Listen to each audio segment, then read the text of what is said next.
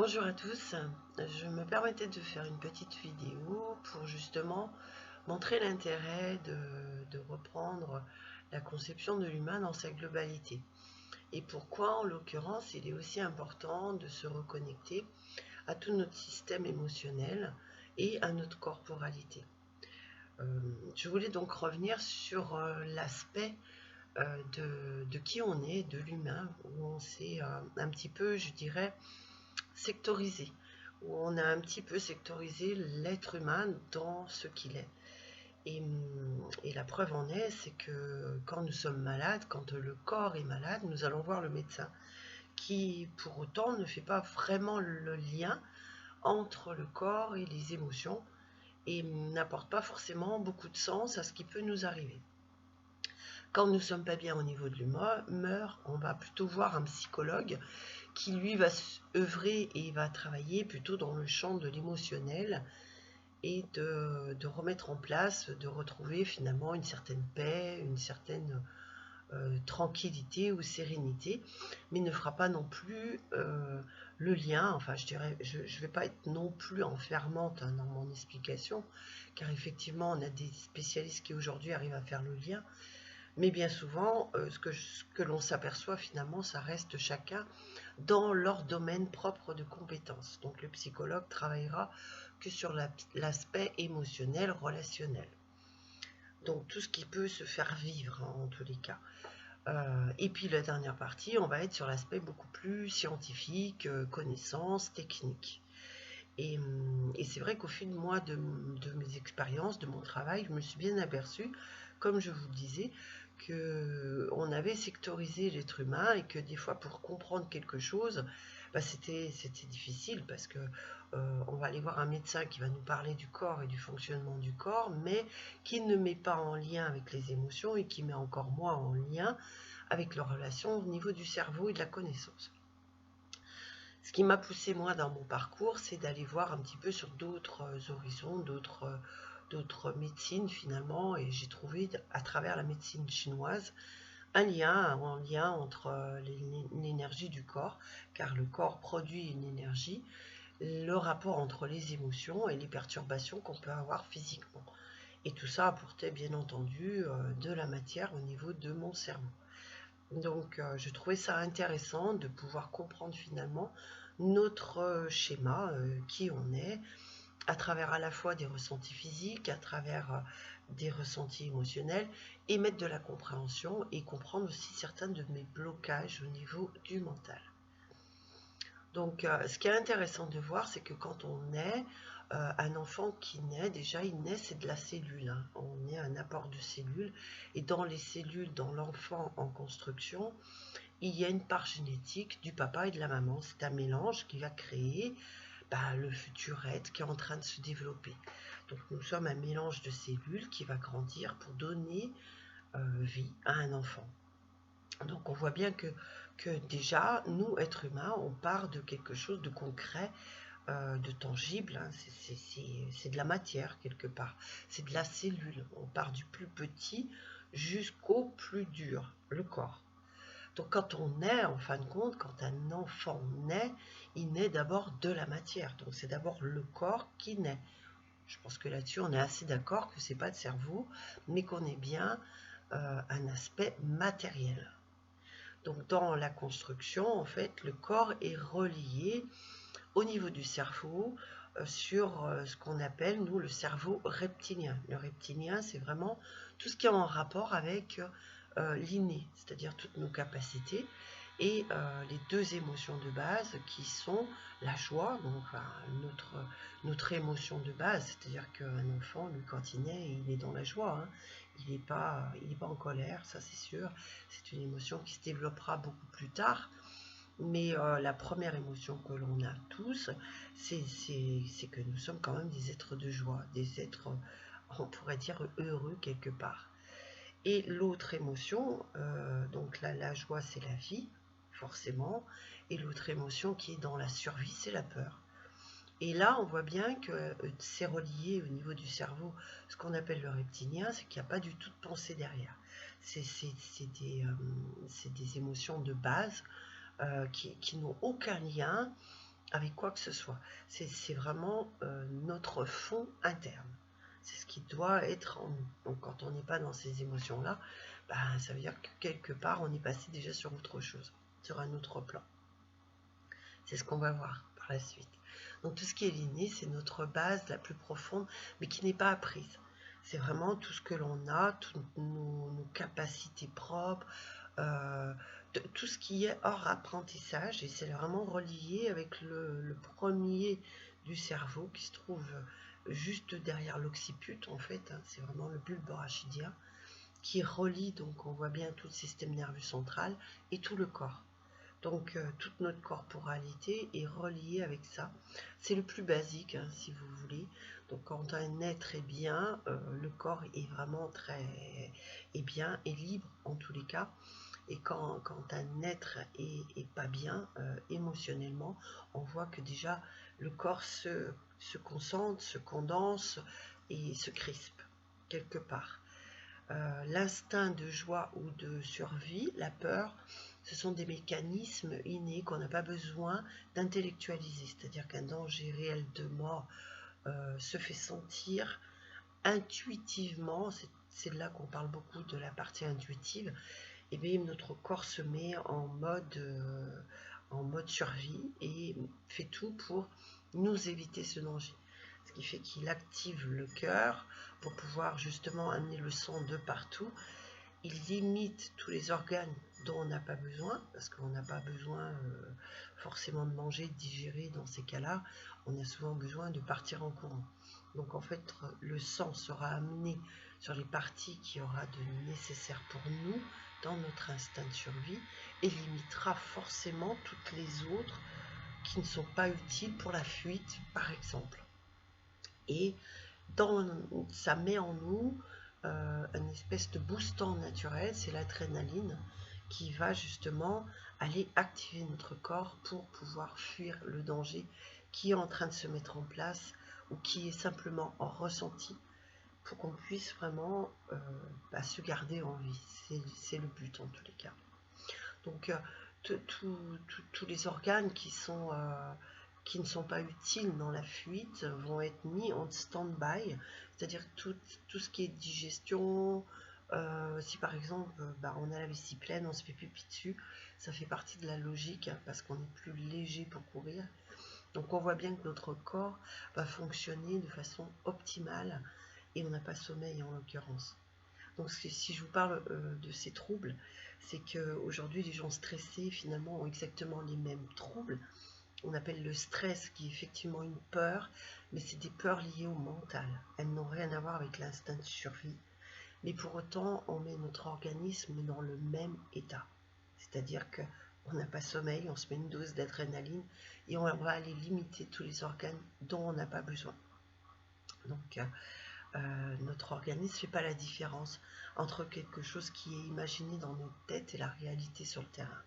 Lui, il reçoit l'information, il donne dans l'instant T. C'est pour ça que l'émotion de joie ou de bien-être ou de sérénité, on peut aussi la créer juste en mentalisation, par la méditation par exemple, ce qui va nous créer cet état de bien-être, même si en dehors de nous, on n'est pas forcément bien dans ce qu'on peut vivre, on peut se le créer. Notre mental ne fera pas la différence.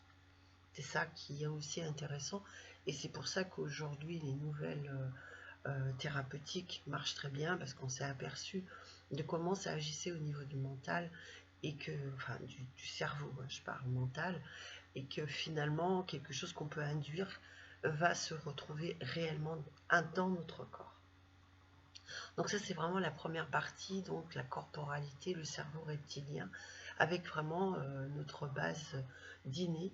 Donc là on n'est pas sur un apprentissage, on est vraiment sur ce qui fait qui on est. Donc un mélange de papa et de maman qui a créé aussi nos propres capacités, qui fait qu'on est une personne déjà à part entière, hors apprentissage, bien entendu.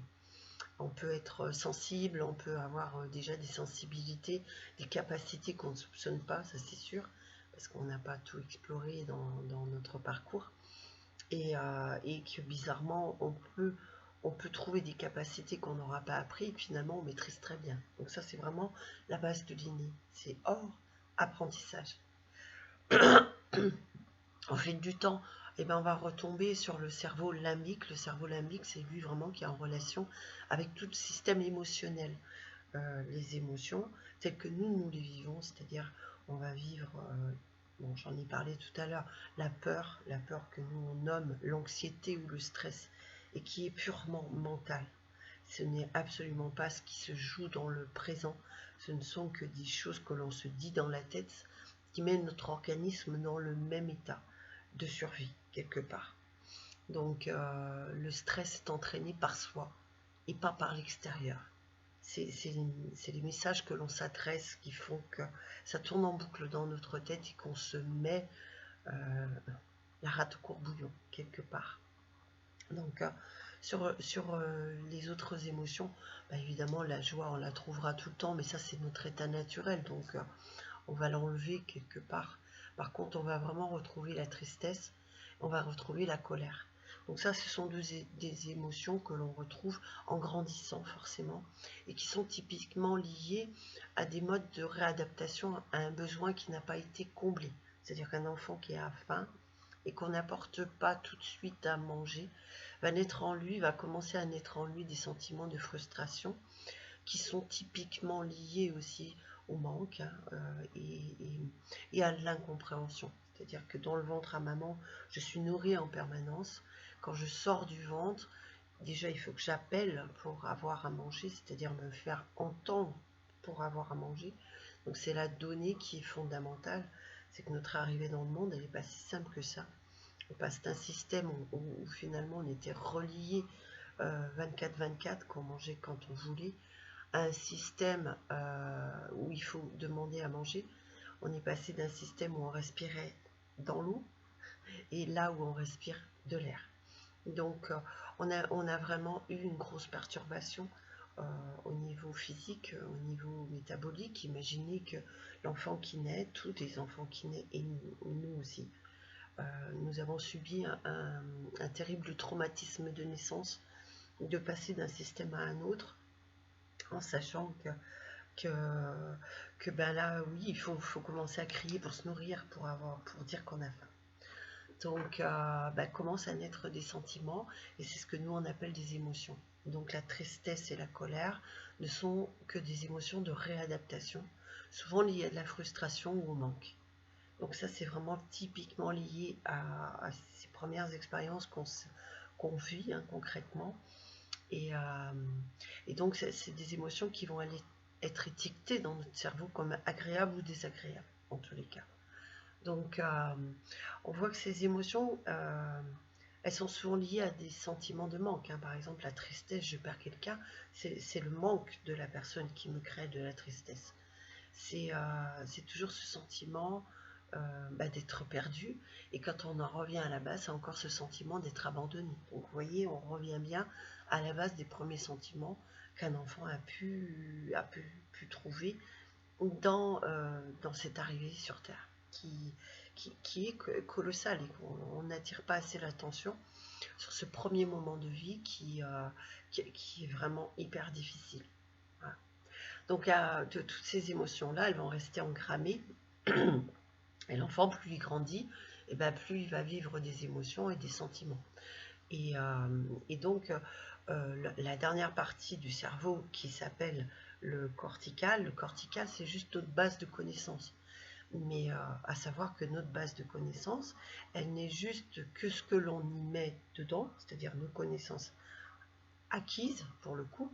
C'est-à-dire que c'est nous qui on met dans ce cerveau les connaissances. Là, à la naissance, il n'y a rien. C'est-à-dire qu'on n'a pas de repère, puisqu'il n'y a pas de connaissance. Ce cortical, c'est notre ordinateur. Mais quand on naît, il est vide. Ça, c'est clair. Donc, c'est au fil de nos expériences qu'on va engrammer un petit peu tout dans ce cortical.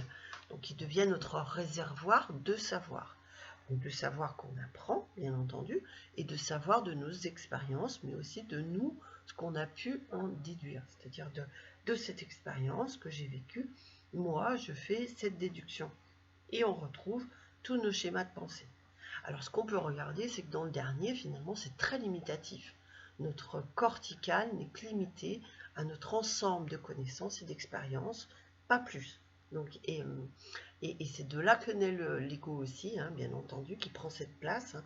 Et pour autant, on ne peut absolument pas savoir tout, puisque c'est juste limité à notre base de connaissances. Donc c'est pour ça que c'est important à un moment de comprendre que de temps en temps, c'est important d'aller revoir est-ce que ce que j'ai pu inscrire dans mon cortical est juste ou pas, ou c'était juste une réadaptation dans mes expériences, et qu'aujourd'hui, effectivement, je peux peut-être me permettre de le revoir, de le reconsidérer, parce que la vie m'a amené d'autres expériences et que j'ai pu changer ça.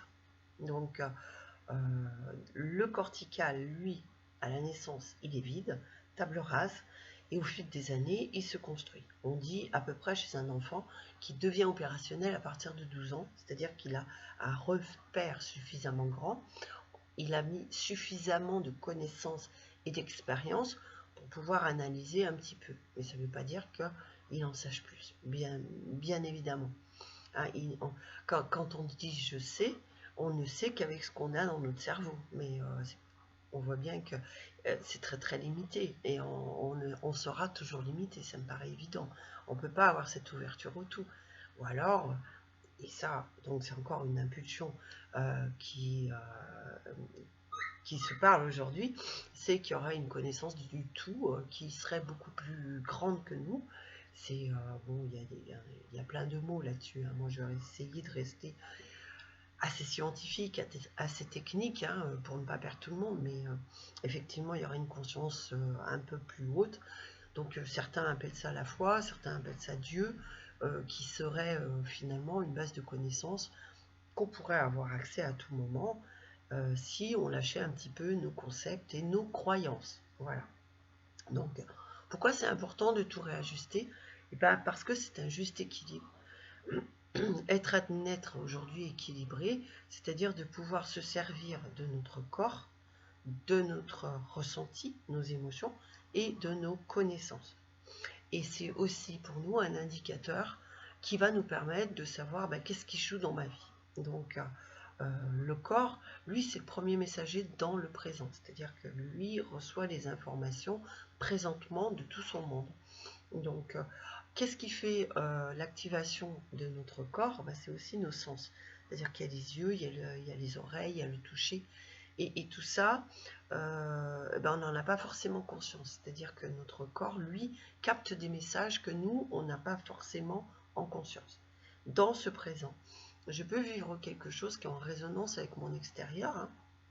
Après, ça peut être aussi quelque chose que je vais entendre, quelque chose que, voilà, c'est vraiment quelque chose qui est en résonance avec ce que je suis en train de vivre dans l'instant T. Mon corps le capte. Si moi je suis OK dans mes émotions, je suis bien, j'ai pu libérer mon passé et tout ça, et que mon esprit est assez clair, ça veut dire que ça va circuler normalement. Ce que je reçois circule normalement. Par contre, si je reçois une information, mais que dans moi, il y a encore un blocage au niveau émotionnel, par exemple, si je suis en colère sur quelque chose que l'extérieur me renvoie, et ça va bloquer et je vais ressentir une douleur physique. Et après, c'est dur de remonter en se disant mais pourquoi je me sens autant en colère, quoi. Parce qu'il y a souvent la deuxième relation qui est là, mais on ne fait pas souvent le lien. Et après, le but, c'est de conscientiser le pourquoi. Et alors là, on est des fois dans des choses un petit peu difficiles. Donc on peut passer par simplement le ressenti, c'est-à-dire que des gens vont ressentir quelque chose. Je vois mon voisin, il me hurle dessus, puis d'un coup, je sens une émotion. Je sens l'émotion que c'est pas juste, ça se crispe en moi, je sens des choses. Ça veut dire qu'en moi, cette action a réveillé quelque chose en moi, mais quelque chose en moi qui était déjà existant. C'est pas lui qui le crée, c'est que c'était déjà existant. Ça veut dire que si je le reproduis, donc si je le reproduis, c'est que ça a déjà été produit. Donc là, en immédiateté, je peux sauter sur l'émotion. Alors, soit dedans, c'est-à-dire que s'il me déclenche de la colère, je lui balance la colère dessus, et là, on n'y comprend rien ni l'un ni l'autre. Soit au contraire, j'entends que à travers ce qu'il est en train de me renvoyer, tiens, ça déclenche de la colère, Ça veut dire que ce comportement qu'il est en train de me faire, je l'ai déjà vécu, je l'ai déjà connu. Et je peux remonter un petit peu ma filière, donc justement, me servir un petit peu à la fois de mon corps. Je sens bien qu'il est crispé, je sens l'émotion, je l'ai identifié. Et je peux redonner du sens, c'est-à-dire je cherche dans ma mémoire à quel moment j'ai pu trouver ou ressentir cela. Et ça, c'est vraiment typiquement, je remonte la bobinette, quoi. Parce que sinon, je reste un petit peu un être primate qui va vivre des émotions, mais qui va les jeter sur l'autre. Donc, je vis de la colère.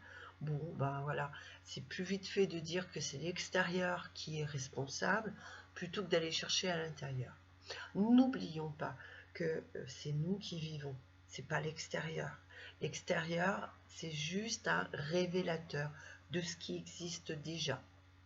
Mais s'il n'y avait rien, ça ne bougerait pas. Et la preuve, c'est qu'on n'est pas tous pareils, on ne va pas tous réagir de la même façon aux situations. Donc ça sous-entend bien quand même qu'on est tous uniques et qu'on s'est tous développés de façon unique. Et qu'est-ce qui fait notre unicité? Eh bien, c'est notre histoire. C'est-à-dire que mon histoire m'a créé des sentiments, m'a créé des émotions, et il n'y a que moi qui les vivrai de cette façon, et pas le voisin. Donc si je veux comprendre mon schéma, eh ben, c'est aussi d'entendre ces émotions, c'est de ne pas les nier, c'est de juste de les écouter et de retrouver le sens qu'elles ont pour moi et pas pour l'autre. Donc ça, c'est un peu ce travail que je mène depuis quand même pas mal d'années, c'est de remettre en lien les trois corps finalement du mental, le corps physique, le corps émotionnel et le corps mental. C'est de trouver le lien entre les trois. On ne peut pas être que dans le mental et nier son corps physique et son corps émotionnel. On ne peut pas être que dans l'émotion et nier les autres. On ne peut pas être que dans le corps physique. Le lien, il se fait dans les trois parties. Nous sommes des êtres humains et c'est ce qui fait notre richesse et que c'est bien dommage de ne pas essayer de se comprendre, mais plutôt de se subir. Parce que c'est un peu ce que je vois aujourd'hui, c'est que les gens se subissent plutôt que d'essayer de comprendre comment on fonctionne, comment on agit et interagit, et comment on peut utiliser finalement l'extérieur pour comprendre ce qui se passe à l'intérieur. Notre but, c'est juste de pouvoir libérer ce qui nous emprisonne, qui emprisonne notre corps, qui nous met dans des émotions, redonner du sens à notre vie et pouvoir vraiment être qui on est aujourd'hui dans ce chemin de vie que nous avons choisi. Donc je trouve que tout chemin de vie est intéressant à partir du moment où on s'en donne les moyens. Et les moyens, ça va passer par tous ces systèmes. C'est-à-dire, je vais m'apporter des connaissances, mais en même temps, je refais le lien avec moi, je repose du sens en moi pour vraiment équilibrer et pouvoir me servir de ces connaissances. Je ne sais pas si vous avez vu, par exemple, quand on parle d'une thématique, bon, je vais en prendre une qui est tellement facile parce que c'est une qui suscite beaucoup d'émotions justement. Quand je fais des supports sur la fin de vie par exemple et que je dis que la mort est juste et là je vois aussitôt faire remonter des émotions chez les gens qui me disent simplement non, la mort elle n'est pas juste pour les enfants. Et moi je me permets juste de leur dire mais si, elle est juste parce que nous ne sommes pas Dieu, parce que c'est pas nous qui décidons du juste de la vie. Peut-être que quelqu'un n'est là pour vivre que une heure.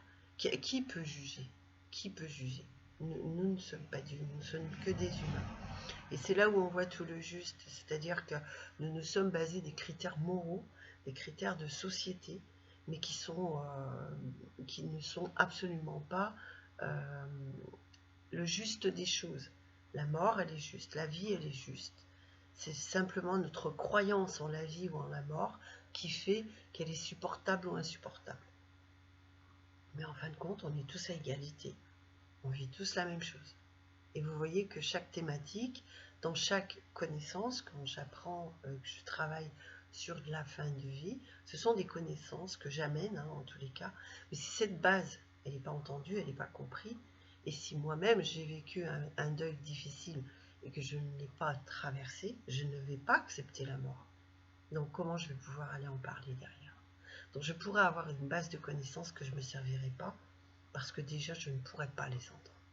Parce qu'ils vont heurter en moi tout un système difficile, douloureux, toutes mes émotions vont remonter, et quand des émotions remontent, elles bloquent mon cerveau d'objectivité.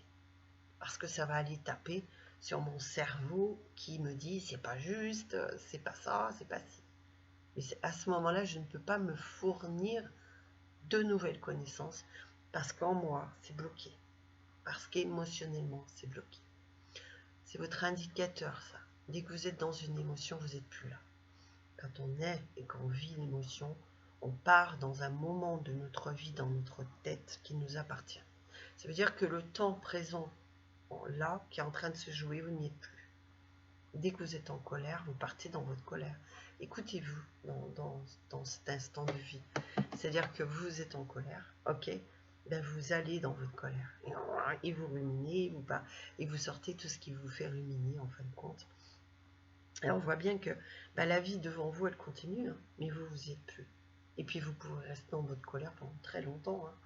Et bien tout le temps que vous y restez, la vie passe. Et vous n'êtes absolument plus dans ce présent. Vous êtes dans ce moment du passé où c'est joué exactement la même émotion et que ce présent vous a restitué justement. Et là, on en a combien des morceaux de vie où on n'est pas là finalement, où on est absent. Et je trouve ça tellement dommage de pouvoir par exemple prendre une formation et pas pouvoir la suivre à 100% parce que il y aura des morceaux de vous qui seront restés coincés sur certaines émotions. Il y aura des morceaux que vous ne pourrez pas entendre, ou il y a des morceaux qui vous mettront tellement en colère que voilà, c'est juste pas possible. Peut-être vous allez même renoncer. Et des fois on met des choses en place, mais parce que ça nous fait vivre d'autres choses, et on arrête, ou on va se rebeller, alors que peut-être il est juste sage d'aller en comprendre le sens pour pouvoir le devancer. Tout ce qu'on vit est juste pour nous, et c'est juste pour nous faire évoluer, avancer, et pas rester bloqué. Parce que si vous restez bloqué, demain vous aurez exactement la même expérience qui va se reproduire, mais avec un degré au-dessus quand même. Donc c'est un peu dommage. Voilà, j'avais juste envie de vous expliquer et faire ce lien entre vraiment la conception de notre mental tel qu'il est, parce que j'aime bien revenir sur des bases un petit peu scientifiques. J'ai deux pieds sur terre, mais j'ai pris du temps pour vraiment évoluer hein, dans tous ces corps, pour les comprendre, pour voir les interactions et pour me permettre aujourd'hui d'accompagner les gens dans ce terrain de conscience, c'est-à-dire à travers leur parcours, dans leur vie, à travers leur corps, à travers leurs émotions et à travers leur intelligence. Faire une reliance des trois et ne pas en favoriser un. C'est-à-dire je ne favorise pas le corps, ni que les émotions, ni que la tête. Je crois que c'est vraiment, nous sommes ce bel ensemble qui est organisé. On a un capital important et qu'on n'utilise pas assez, ou pas tout, ou qu'on va juste délimiter, tiens, je vais me servir de ça. Et moi, je trouve ça assez rigolo des fois d'avoir des gens qui ne sont que dans le mental, puis je recevrai des gens qui sont que dans les émotions, ou alors il y en a d'autres, ça sera que dans le corps. Des fois, je me dis, avec 3 personnes, j'en ferai une, ce serait bien. Donc, c'est peut-être aujourd'hui vous permettre aussi de vous relier à ces 3 parts de vous et à utiliser tout leur capital qui vous est offert pour être vraiment à 100% de vos capacités.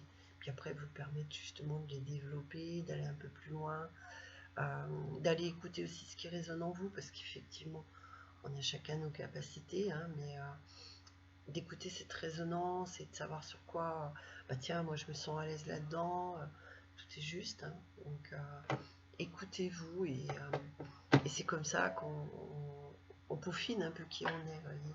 Et C'est très intéressant.